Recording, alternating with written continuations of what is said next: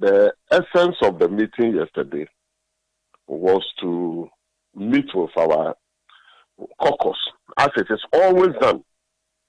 After every session in Parliament, we meet the caucus, we discuss, review and discuss the way forward. And then we also give them directives as to what we expect them to do while they go on recess. And so yesterday's meeting was in line of that time-tested processes that we go through. So we met with the leadership, we reviewed their work for the session, we also discussed some programs that we have lined up during the recess. We also directed them what we expect them to do in terms of engagement with the rank and file of the party and also the constituents. We also directed that those who started their thank you tours and had not finished will continue doing the thank you tours and also deepen the interaction with the constituents and let them know of the what has gone on, the situation in the country, and what the party intends doing. And so, among other things, we agreed that a team building workshop, which should have taken place before even serious parliamentary business begins, which could not happen because of the court case, because most of the leadership of the party were always in court representing the party during the Supreme Court case hearing. And so we could not do that orientation and team building, which should have been done before we ushered them into serious parliamentary work. We've all realized that if that had been done, perhaps some of the challenges that we have wouldn't have happened. So it has been agreed that immediately after the Easter holidays, this orientation team building workshop will be organized. And then we also indicated to them that the party has also put a program together where we are going to have a 3-day retreat made up of 4 stakeholders of the party to discuss the roadmap towards 2024, because our constitution demands that we do reorganization of the branches, the constituencies, the regions, at the national level. In the light of COVID, how do we go about it? What processes are supposed to put in place? And so these are all the things that we are going to discuss and then come out with timetable for all these various activities and the modalities under which these activities will be organized. We also touch on the fact that at the last Congress, there were certain constitutional amendments that could not be carried through. And all this will have to be discussed, and the team has been tasked to look at if there is any further constitutional amendment that are supposed to be made. We will discuss all these things and then prepare a comprehensive roadmap document to guide the activities of the party. So the meeting yesterday was a very broad meeting. We have put in a tripartite committee made up of some members of the Council of Elders, party leadership and parliamentary leadership to be meeting very often to provide guidelines and direction when matters that requires that attention comes up. I should say that the meeting was very successful. We believe that assessing the work of our MPs under the period, they have done very well. Some went well, some didn't go well, but it's how life is. Life has its own ups and downs. We commended them because for the first time, they gallantly, managed to get us a Speaker of Parliament. The first time in the history of the political history of this country that a party in opposition has produced a Speaker of Parliament. I thought that it was a great feat that was worth commending. And so those were discussed. Even the vetting of the ministerial nominees itself. I believe that people felt that this time round, our side of the House did a better job, scrutinized the ministers, were brought out a lot of things, including even forcing a lot of the nominees to come and even apologize for statements that they made and so on and so forth. Again, if you look at the fact that when the budget was presented, some hidden debts that the government decided not to bring them up. Our members of our finance committee were able to unearth it and then brought these things up which eventually government considered and added it to their debt stock and others. So generally, they've performed very well. But as I said, when we are going to a war, you fight battles. There are some battles that you win. There are others you don't win. But eventually, your aim is to win the war. And then when a certain battle is lost, you come back and re-strategize and then move forward. So we cannot throw our hands in despair. What we need to do is to strategize with our MPs because their numbers are so strong that we can use those numbers to do a lot of things. Mind you, there are a lot of laws that has to be passed, electoral reforms and others that we'll be pushing for. And we believe that what we need is to strengthen the capacity of our MPs and then be able to urge them to do more to live up to the expectation of those who send them to Parliament. So these are the general discussions that we had. And we believe that going forward, we are creating the appropriate environment for better coordination between the party leadership, the parliamentary leadership, the Council of Elders, and all stakeholders of the party, so that we can preserve the unity and cohesion of our party and then move forward accordingly. Well, let me start from where you started, from the issue with the plan to hold a team building workshop, which you said should have been held a bit earlier, before they even started their work. What is the intention of this team building effort? Well, normally when you come to Parliament, you have people who have come from diverse backgrounds, and they come in there, and you need to give them proper orientation. You need to situate and reorient them to the party philosophy and the party policies and programs. You need to let them understand how to work as a team and build cohesion among themselves. You need some experienced people to come and guide you through how the parliamentary process have gone. You need people who have even served on the appointment committee to come and share their thoughts and experiences and others with you. All these are very, very important to prepare their minds and orient them to the best practices that we expect them to put up. So it is something that we do very often. And as I indicated, because of the court hearing and all these things, we couldn't get time to do that one. And so there is a saying that it is always better late than never. That is why we decided that it is important, judging from some of the fallout of the decisions that we're taking, to regroup and then reorient and then come back stronger, more united, and more purposeful for the task ahead. Mind you, this parliament has 4-year term. They have only been spent 3 months in office, and there are several things to be done in subsequent sittings that they will be. And so that is the essence of the workshop. So having said that, you said they've spent 3 months in the House, and you seemed quite impressed with the kind of work they have done, but you also admit there may be some shortfalls. To what extent has the party been involved? Because you spoke about the court case too. The party being directly involved in perhaps engagements before certain decisions are made in the House? Well, the party has always engaged.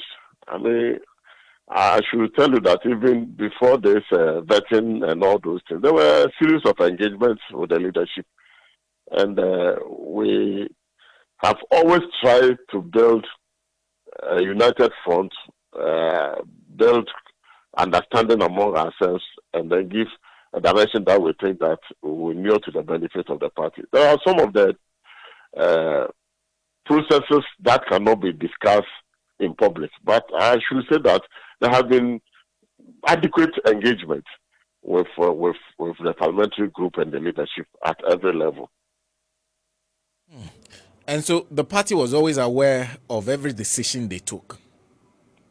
Well, I'm saying that some decisions did not meet the expectation of the party, and have subsequently met, and those, are part of the processes that we are building towards avoiding the occurrence of such situations again. And I've told you that, publicly, the leadership have come to even admit that they have not lived up to expectation in some of the areas that we expected them to.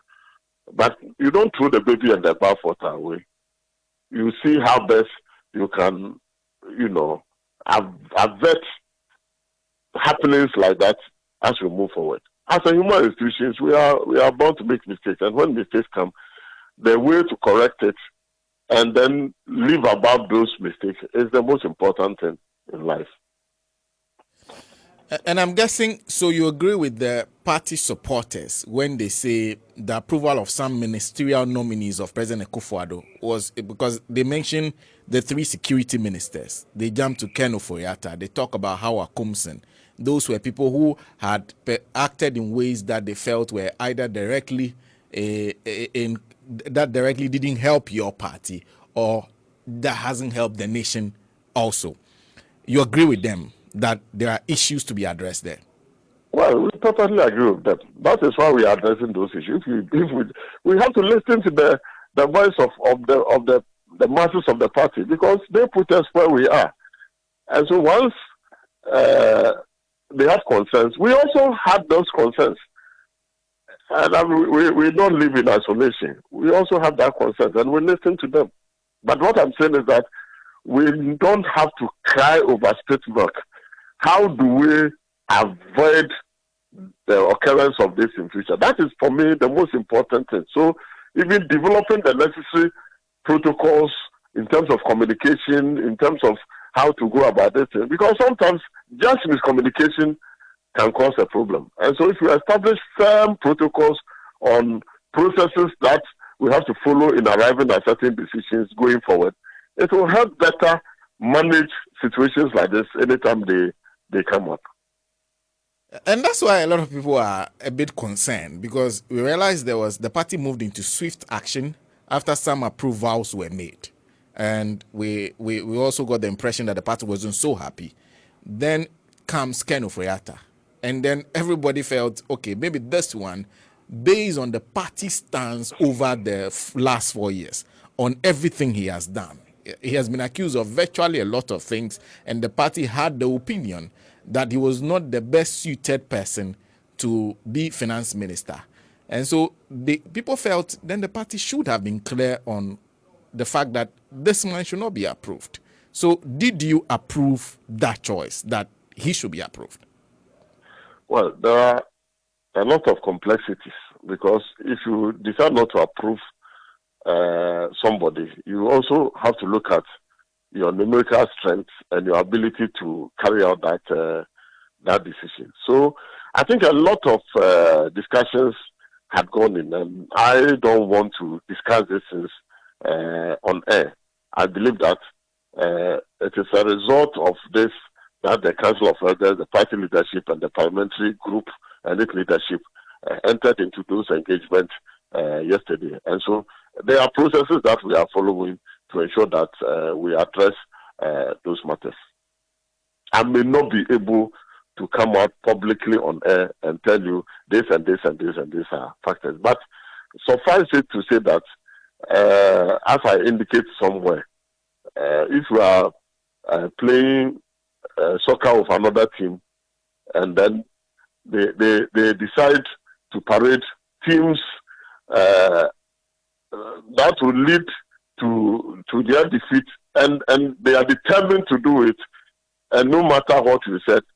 I mean, strategically, sometimes we are not there to appoint their best ministers for them, because in any case, we also have to strategize on ways by which we can strengthen ourselves and win the next election. And all these factors goes into the permutations that lead to arriving at a decision. But I am saying that it's a very complex situation. The intricacies cannot be discussed on air. But I want to assure our party team, supporters, and sympathizers that we will try to take decisions that will be in the best interest of the party and further the cause of our winning the next election. I want to assure them. I want to ask them to remain calm and have trust in leadership. And that leadership will do whatever it takes to ensure that we build a very strong parliamentary front, build a very strong party, put proper structures in place, and then be able to win the next election. We must also not forget that as a party, we have not performed badly at all. In this last election, look at where we came from opposition, from a deficit in parliament. We have captured seats that we had never thought of capturing before. Some of them, since 1992, we have not won. We won those seats. In this election, but for the fact that military brutalities and others and some unconventional means were used to declare results in certain constituencies, we were sure that would have been in clear majority by now. And so we should also count our blessings and the things that we have done to put the party in a very strong position now. Again, if you take the general election itself, we moved from 4-point-something million votes to about 6-point-something million votes in 4 years. And having handled the party as a new executive for 2 years, we believe that together with all the structures of the party, we did the best that we could. Even this election, but for all this, we still believe that we never lost this election. So we must also look at the brighter side of life and see how we can plug a few loopholes that are still to be plugged, and then make ourselves so strong that we will be in pole position to win the 2024 elections. I think that we don't have to be despair at all, because we've done very, very well. But where there are slips, we need to admit those slips, and then we need to see how best we can take on board the suggestions and concerns of the rank and file of the party, and our full soldiers take those concerns on board and then use it to restructure the party and the way we do things as we move forward. There's a point you made that I've heard a couple of people who perhaps are not members of your party who say they expected better, who do not agree with you when that argument is made that, Nene Akufo-Addo wanted him as finance minister, so we have given him his finance minister. Sometimes, it doesn't hurt us in any way, maybe to improve our chances. What do you make of those who say that in itself is killing the confidence of neutrals in you and those perhaps who have voted for you, believing that you hold these people to book? How do you respond to that? Well, I think that if you look at the vetting processes and what went on, all the exposés that were supposed to be made on these nominees to bruise them as much as possible and expose them had been done. My brother, there are some other issues in terms of going to vote, making sure the numbers are there, making sure that there are a lot of things that you cannot be discussed in public. But I'm saying that we take the concerns of such people on board. And even among the party itself and the leader, I don't think that matters like this come up and they are debated very fiercely. There are people who are for, people who are against, who canvass this position and those who canvass this position. And it's helped to enrich us as we move forward. So the concerns that are being expressed by the neutrals, concerns that are being expressed by some party members, concerns that are being expressed by even some members on the floor of the House who are members of the committee and who are members of Parliament, shows that there are concerns that ought to be taken on board. And so these are matters that have come to the party, and we believe that we should not sweep them under the carpet. We should review it and should strengthen our position as we move forward.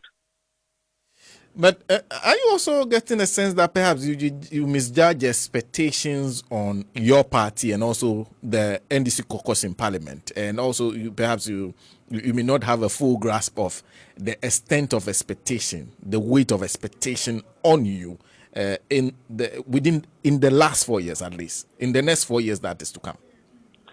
We are very much aware of the high expectation, and what we need to do is to ensure that we try and strengthen all the loopholes and challenges that have come, and make sure that we do not get into any situation that will disappoint our people, and that we should work very hard to live up to the expectation of the people of this country.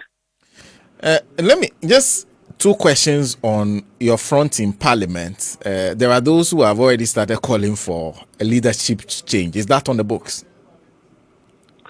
The party issued a statement before the election of Mr. Speaker that we had asked the present leadership, the status quo, to remain. First of all, because we are in court, and the outcome of the court decision, if it results in a runoff, will demand that the configuration and other things change.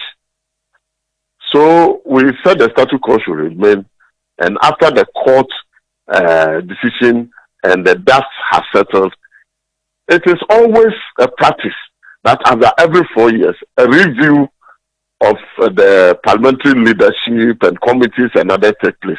We were also told that the standing orders of Parliament was being reviewed, and if it is reviewed, it will also call for change in the composition of the various standing committees and then the select committees in Parliament and all those things. So we should just allow that process to be fully consummated, and then a comprehensive review will be done for the committees, the leadership, and then all those things. So the review is still on the table, and I believe that in the weeks to come, those matters will be looked at, will be revisited, and then all those who ought to be consulted on this matter will be duly consulted, and appropriate decisions will be taken at appropriate time. Is that to say you're not 100% confident in the leadership you have in Parliament? When I talk about review, you know that you can review and say that the status quo should remain. So when I say review doesn't necessarily mean change. It can be some tweaking, it can be complete overhauling, it can be review to let the status quo remain, it can be review to. That's why I'm saying that as I sit here, as I speak to you, I cannot tell you exactly what will come out of that review, but definitely there will be a review. And that doesn't mean that if you are going to do a review, then it means you don't have confidence in the leadership. I believe that the leadership are doing their best, but we will still have to, in consonance of time-tested principles in Parliament. Mind you, all of us have been in Parliament before, and we know it that every 4 years we do a review, and that review can result in one decision or the other taken. From those of us who are sitting outside, and for a lot of the people, because a lot of party members are currently writing their comments as you're speaking, for a lot of them, they see fractions in factions, or some factions developing in Parliament. Some of them see cracks in the NDC caucus. Did you get that sense when you met them yesterday, and can those be mended? You know, Papa, let me tell you that at the meeting yesterday, I did not notice any crack in the parliamentary group.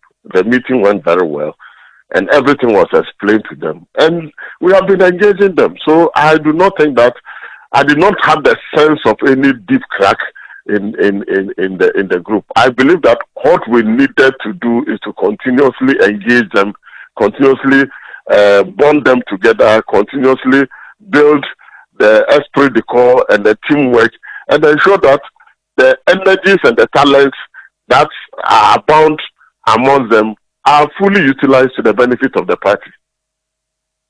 I just want to, so that to end this interview, let me just read a few of the comments as you go along. Some of them I'm going to read, because let me just read them the way they are coming. And I apologize if the language may be a bit strong. Brian said, Chairman, stop the praises and say it as it is. He says you are part of the problem, which is going on in this great NDC. Okay, and you in the NDC leadership, he goes to suggest that you are tainted with corruption, among others. There are lots of people who are expressing very strong opinions about what is happening in the party. How do you convince these people that the NDC is something they can still continue to hold on to? Because I've had to speak about this issue on the limited platform I have here several times because of the way they've been acting and the dejection a lot of them have been showing. How do you convince them that you stand for their interest? Well, let me assure the rank and file of the party that the party leadership values the confidence and the trust that they've reposed in us. Some of us have been in this system for a very long time, over 30 years, serving in various capacities. I think that it's a rare privilege for me to be given the opportunity to lead the party at this time. And I believe that I have done my best together with our team to bring such a strong showing in this election. And so they must have faith in leadership. As for speculation of corruption and others, when people have evidence and they bring it, we will investigate it. But I think that we must be very, very careful. Otherwise, everybody will be accusing everybody, and at the end of the day, we will be destroying the very fabric of the party. I think that they must have trust and confidence in leadership. And we have assured them that whatever missteps that have been taken and whatever challenges that have been occasioned by these processes, we will deal with the situation head on. And that is why this engagement has started. There have been a series of engagement with the Council of Elders. Everybody is on board. Everybody is trying to see how best they can put their shoulders to the wheel to push the party forward. And I think that we must look at the positive side and then allow the due process to go on. Because otherwise, we'll end up accusing everybody. Some of us, it is not this time that we'll be given this opportunity to handle such a party and we'll go and take ourselves with anything. I don't think that we will accept the responsibility. If people have, evidence of corrupt acts and others, they should bring it and the party will investigate it accordingly. But I guess you must be worried about the kind of mud being thrown within the party. Virtually everybody is getting some. You must be worried about that and what that means to the image of the party from the membership itself. That is why I am calling on the entire party to remain calm and have confidence in the leadership that we will deal with this situation swiftly and bring the party to the level of expectation that everybody is looking up to. The party is strong. The structures are strong. Our performance in the last election was strong. And we should not allow one or two setbacks to derail all the progress that we have made over the period of time. Let us stick together. Let us put party first. Let us, because we are also going to go into elections. And you can imagine that when times like this come, people do all sorts of things to throw mud slinging, and then allegations here and there so that they can gain favor in the sight of party delegates. I think that if that is the motivation, let us stop, because at the end of the day, we need a very strong party, and when the party is strong, anybody who leads this can lead the party into victory. But if we destroy the very party, that will take us to victory in 2024, and you want to lead the party because of that, you have to level unfounded allegation, throw mud, and destroy people. We'll be cutting our nose to spite our face. I believe that this is the time for us to come together. We are taking all concerns on board, and we are trying to see how best we'll bring everybody together and then build a very strong party. We have gone through these processes. 2000, when we lost the election, we had a very worse situation than we had in 2004, after 2004 election, when we went to Koforidua Congress, it was as if the party was almost on the verge of collapse. We were able to weather the storms. It has always, the party has always remained very stronger when we are confronted with such situations. When we all apply ourselves to the fact that this is the only party that we have, let us all see what we can do to support one another to build the party and make it strong and put it in a stronger position to win the next election. That is the most important thing. That is why I say that we don't throw both the baby and the bathwater away. If there have been challenges, let us address those challenges and let us see how best all of us can contribute towards making the party strong and putting the party in a position so that whoever leads the party will have a very strong machinery that is capable of winning